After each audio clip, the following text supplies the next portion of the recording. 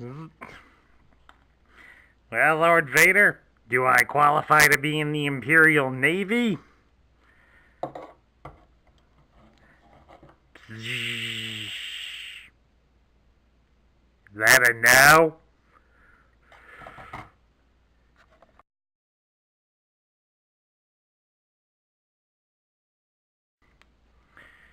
Hello, everybody. Sparkster1701 here. And for this week, I wanted to choose a guy that would be very, very special and possibly a little bit weird. As you may know, or in case you haven't known, a certain science fiction franchise is about to turn the big 4-0 this month. So, to honor it, I wanted to pick a character that would have some tie to Star Wars, even one that was very little of a tie, actually. So, the first one to come to mind to help honor the original movies that we all know and love from Star Wars came in this form. I have chosen the Generation 1 Decepticon Aerial Assault Commander, Skyhopper. Now, Skyhopper, in Star Wars terms, more refers to this. This is a Lego version of the Incom T-16 Skyhopper. This is the vehicle that Luke bragged about during the mission briefing regarding the Death Star, claiming that he used to bullseye womp rats in his T-16 back home. In fact, it was due to his familiarity with flying a T-16 that he was allowed to fly an X-Wing for the Alliance, as the controls for the two craft are very similar. This vehicle is only seen in the original movie as the hand prop that Luke was playing around with while cleaning the droids, as the actual scenes with the vehicle were not used in the movie. But anyway, enough Star Wars talk. Let's get back to Transformers. Skyhopper here was released in 1989, and he would be only available for that year, maybe making small appearances in early 1990, depending on how quickly your local toy stores cleared out their old excessive inventory. Skyhopper is one of the Micromaster bases. He was one of the two larger bases available for the Decepticons. Skyhopper here would be the smaller of the two and would be likely slightly cheaper than his counterpart, Skystalker. But of course, they'd also pale in comparison to the Autobot large base Countdown, which I reviewed last year. Now, well, first off, we'll take a look at Skyhopper himself. Skyhopper here is basically a repaint of Stormcloud from the Airstrike Patrol, which I reviewed last June. Although the paint scheme on him is a little more flimsy, as the purple paint scheme that was put onto like the cockpit, as you can see, does tend to wear pretty easily. Skyhopper also comes with this large transforming helicopter, which, if you bend Skyhopper here at his waist and flip up the nose a little bit on his feet, he fits in to the point that instead of sitting in it, he practically disappears into the cockpit. So that necessitates he must stand up in it.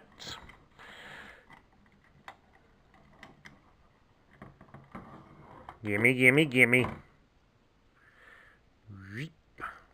We just wanted to show you that so you know how not to put him in. Put him with his hands up a little bit. He'll at least be able to see out and still be clear of the rotor blades. Okay, getting briefly back to Skyhopper himself here. His articulation, basically in his arms. He can raise his arm, almost pointing exactly straight up. And it can go to point straight down. It also has a joint in the hip and at the knee, so it does allow him to bend in both places, as you can see. Straightening back out a little. To transform this little twerp, basically you just fold his arms down, turn him around, fold out his wings, fold his legs up onto his back, and then bend the knees outward, like so, and fold down the cockpit. And this is his airplane mode. Fighter jet, specifically the Dassault Rafale. I hope I'm pronouncing that right. Nobody commented on it for Stormcloud, so I'm going to assume I'm right. I shouldn't say that, but oh well. But in many ways, compared to the purple color that predominantly dominated Stormcloud, the dark gray and drab green colors that Skyhopper here does look kind of better. I like it more. I just don't like this purple cockpit, especially when you can tell it's just a paint app. But that gets that portion out of the way. But we'll quickly change him back, because we're not here to just look at him. We're here to take a look at his helicopter. Now, let's get a better look at it. And down here at the front we do have a removable gun, obviously, but it can also be pivoted, provided you're careful. Pivot it where it needs to aim at, and what all you can destroy. You got missile launchers here on the sides. They unfortunately don't fire. There's one here on the other side. Nice, durable, rugged landing skids. Despite looking rather thin, they are made of some pretty solid plastic, so they should take a few hard landings, but I'd still be cautious with it. Decent sized rotor blade, and it does spin, which is even better. Folks would be amazed at how difficult it is to find this rotor blade on loose samples. Let's see, moving around to the back, we got a rather oversized radar dish hanging from the back, and a little tail rotor.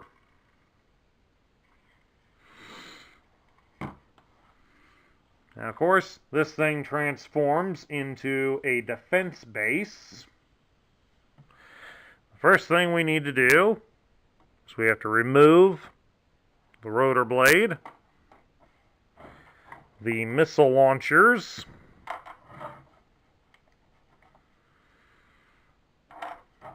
and of course, the gun out from the front.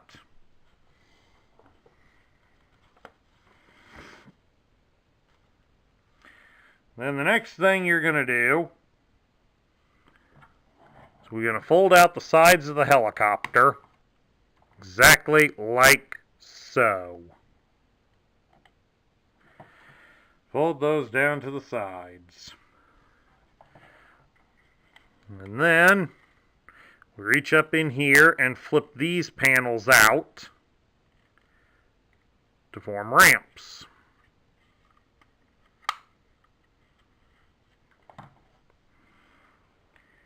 Then when that's done, take the front end and open it up to the sides.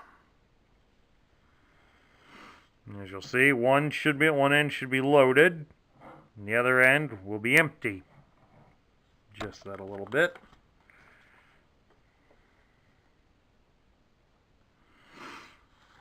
Oh, now we see why we was having a little trouble getting him in the seat. Just sit in the cockpit there. This should have been in there. Let's close everything back up briefly and remount him inside the proper way. Yeah, it kind of works a little bit better. At least makes it look like he can see. And he's still clear of the rotor blades. Alright. Once again, fold down the sides. Fold the ramps out. Pop open the front. Then now, take this piece out. Hope I didn't do that good of a job putting it in.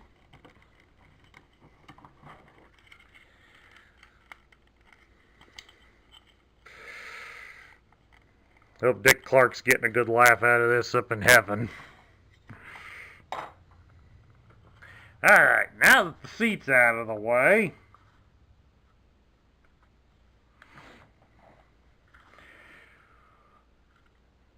we turn the helicopter rear,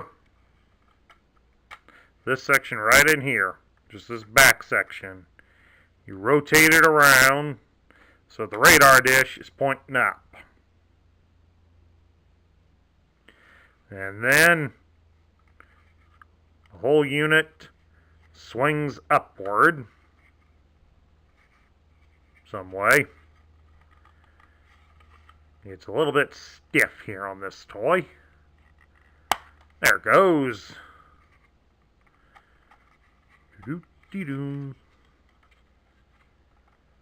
Fits up just exactly like that.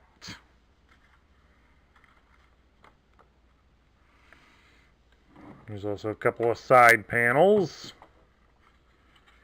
that should be moving as soon as we get the helicopter in to move a little bit more.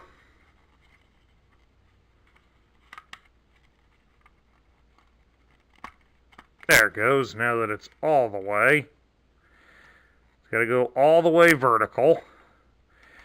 Then you open up the sides. Straighten out the radar here.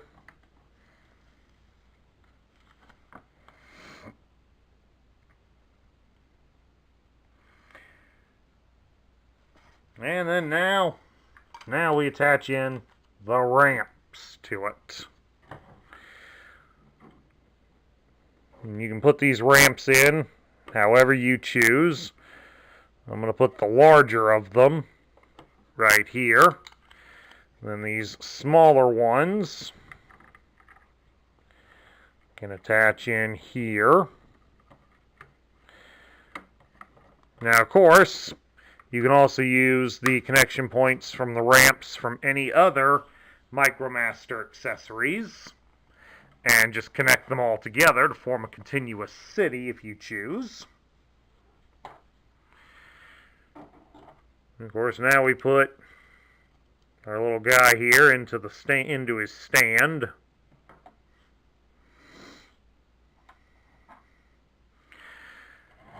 Because now we reach around back here and we mount the rotor.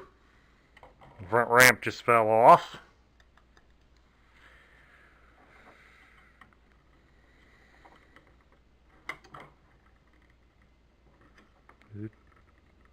There we go. Now it won't fall off this time. You just connect the post from this back here so he has himself a little high-rise platform.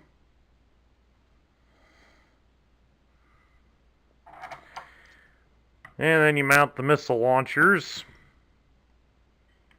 here on the front. And there you have it, folks. This is his defense base mode.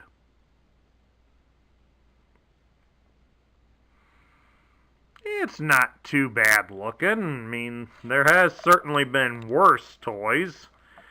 But, like I said, you get something like you have Skystalker, Airwave, Grease Pit, and the Cannon Transport. Then you can really allow your imagination to go nuts as you connect them all together. Heck, if you even want to, you can get a few of the Autobot ones in there too. Nobody says they can't have an interconnected city like that. Talk about love thy neighbor. All in all, it's not too bad considering. Now let's take a look at Skyhopper's loose parts, and as you can see, there is a fair amount of them. But of course, as he's basically a small-sized playset, you would expect there to be quite a few pieces. Of course, before we mention too many of them, there's something to point out. There is another feature that you should check out. It's these ramps that fold into the side of the helicopter cockpit here. These are connected by the standard small tabs there on the sides. And as you saw how easily I pulled this thing free. So that is something you will want to keep in mind when you're buying one loose, is to double check it and make sure that these ramps are present and accounted for, since they are very easy to take out. One of the rarest of the pieces to find on the market is the large rotor blade. I meant to spin it, not knock it onto the floor so much. Whoop, whoop, whoop, whoop. As you can see, it is kind of on the thin plastic side, and it is rather it does bend, so you'll have to keep an eye out for stress marks on it. That's probably why they're so difficult to find. Either that, or most kids just didn't bother with keeping this on, and then it got lost. One that is pretty easy to find from what I've seen is the giant purple radar dish. And the instructions call it a radar dish, but the two prongs in here more suggest this is probably some sort of cannon. If it weren't for the two prongs, we could almost say it reminds us of the super laser from the Death Star. And by the way, here's the back side of it. Once again, take the prongs out, and we could also say it's a foot pad for an AT-AT walker. Okay, I think we're done with the Star Wars references for the moment. So I have this piece here. This is the figure stand. It should have the one little prong here on the top. That's for here basically the groove in his feet to stand in. He goes into it pretty well. And it has, for some reason, it's got two prongs here on the bottom. The bigger one is the one that's used more often. This small one here isn't.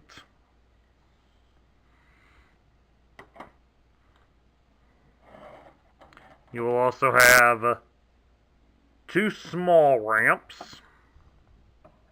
Pick it up, pick it up. Two of these small ramps here. They're both exactly the same in their appearance. They've just got the connection ends on the one side and nothing here at the end, so it can be used as a standalone base of operations that way. And of course, you have one large ramp, which has the double prongs so that it can be used as a bridge of sorts between the other MicroMaster playsets. You also have the front gun, as the instructions refer to it as.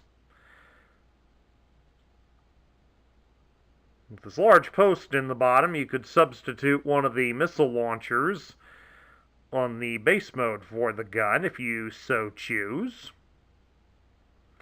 Or a transformer of decent size could probably hold this as their gun. Sort of borrow it in mid-battle. And then, of course, you have two guns, as they're described. They kind of remind me more of missile launchers.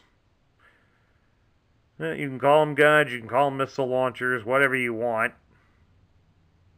But they're the small ones. As you can see, there's a right and a left.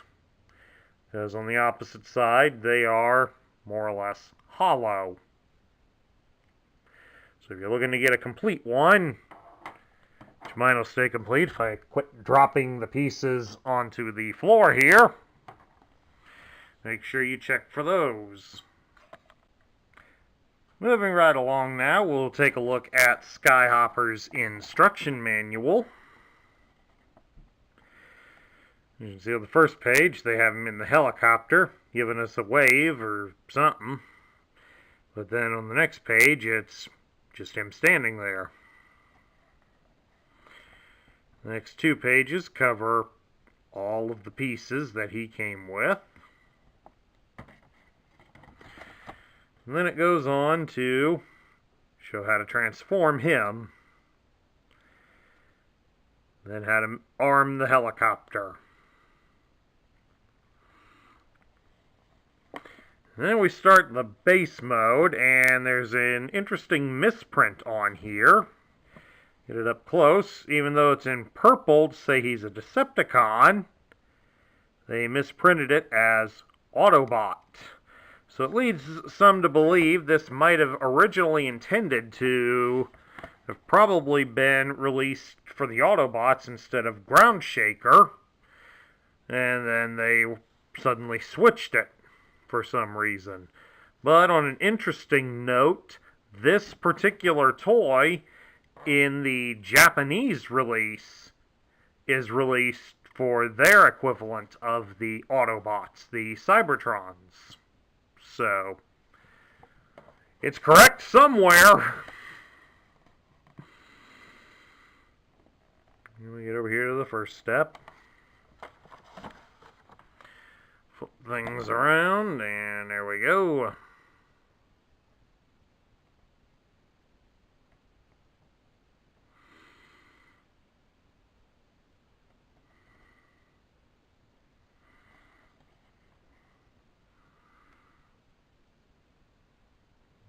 To the finale, and then comes the stickers. Since I basically have had to piecemeal this toy together, it's why a fair amount of them are not present.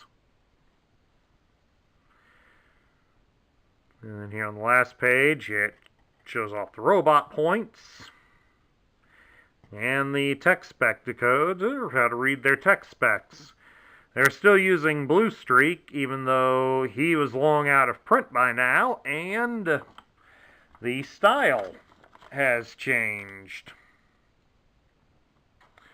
As we'll now show you here with Skyhopper's tech spec.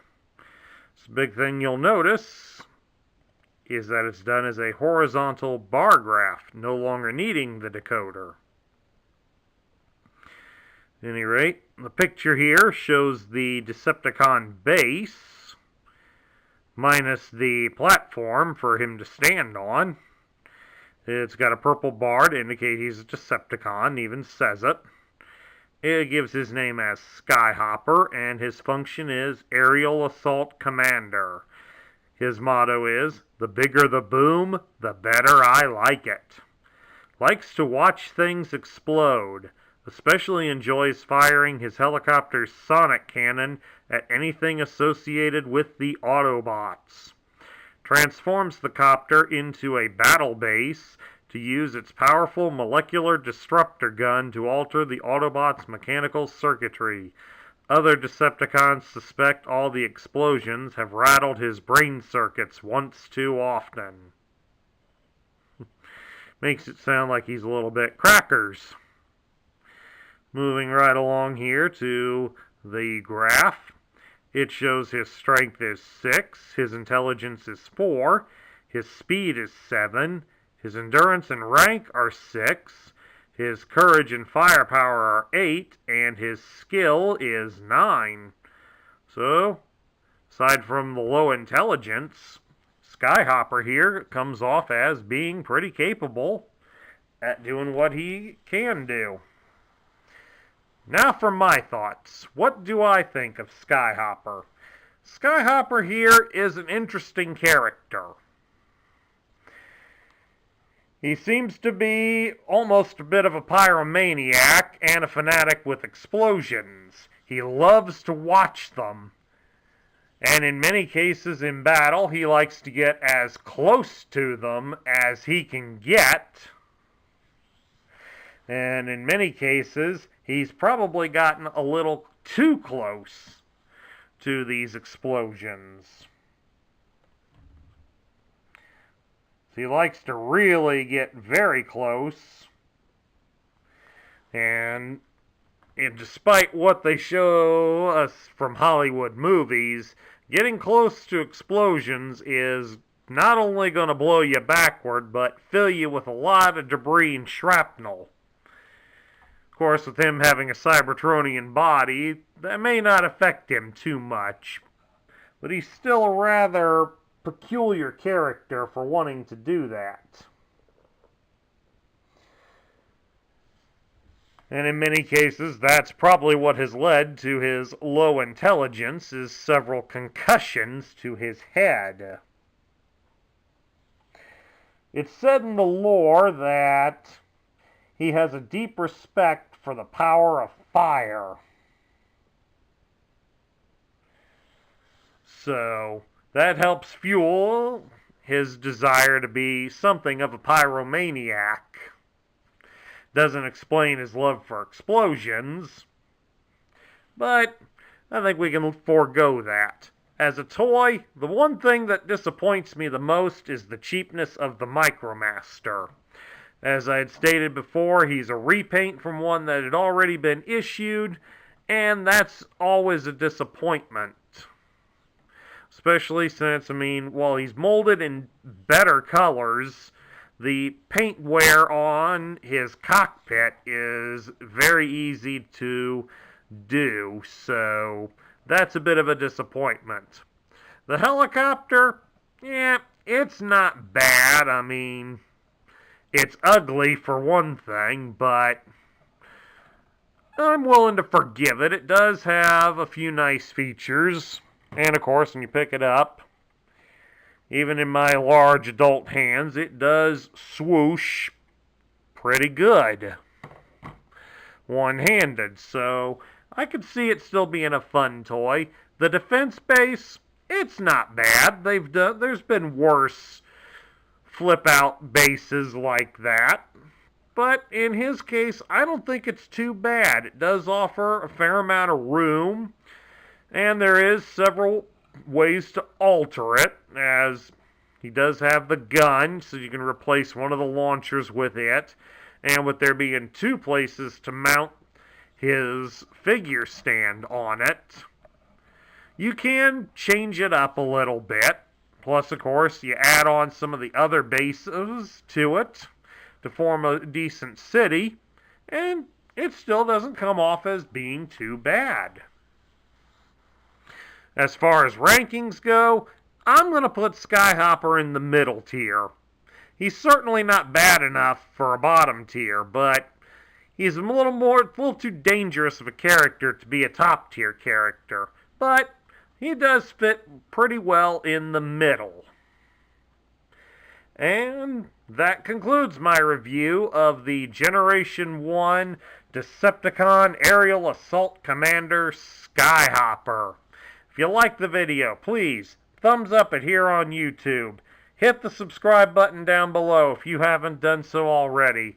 And please do share your thoughts and comments in the comments section below, as I enjoy hearing feedback from my viewers. You all help keep this channel possible.